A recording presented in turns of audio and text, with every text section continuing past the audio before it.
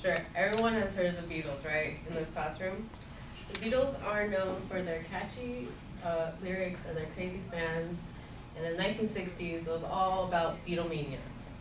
Now, I'm going to talk about how I think the Beatles are the most successful band in music today, in the past century, since the 1960s has been long. They obviously have plenty of money from all the albums they sold and everything.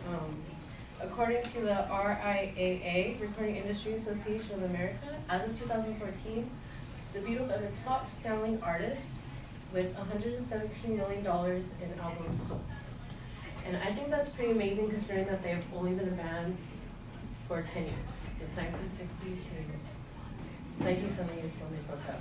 So they had all those albums that they created, and all the singles that they released that have been in the Billboard top 100 charts. They were able to create that many good songs in that short amount of period of time, and it really shows how great of success they were. But I mean, not only in numbers that the Beatles were successful, but also in the influence on music. The Beatles pioneered to experiment with different sounds, starting with Rubber Soul. That was basically the album that where they started changing their sound and music. And for instance, Rolling Stone magazine states that they had begun to experiment with instrumentation, the Indian sitar, and tape abstractions such as the reverse tracks on Rain.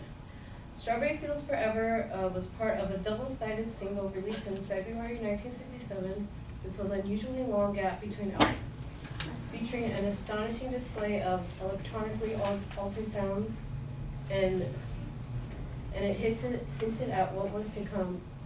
So basically, the Beatles were the ones that started pioneering all these different sounds in music, and definitely influenced how music is produced today and stuff like that. But also, they were great songwriters. For instance, John Lennon, he wrote "I Am the Walrus" after basically found out in a letter that people were in his old elementary school, people were analyzing Beatle lyrics, so he wanted to find out why were they doing that.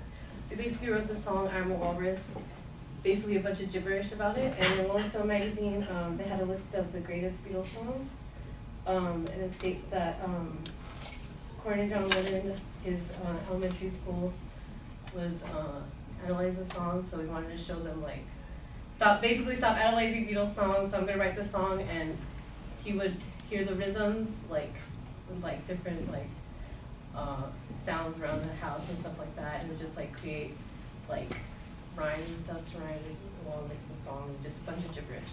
So it's John Lennon basically thought here, try to analyze this, and it was actually pretty creative to even do something like that, to have such creative minds and succeed in such a way that even the song that was basically about nothing was still was still on the list of the Billboard top 100 charts. And to conclude, I would just say that the Beatles' success is the greatest. Their legacy still lives today. Everyone knows who the Beatles are. People still listen to the Beatles. People still buy their albums. They still make money. I mean, they have tons of royalties and stuff like that. So I would say that the Beatles are the most successful band.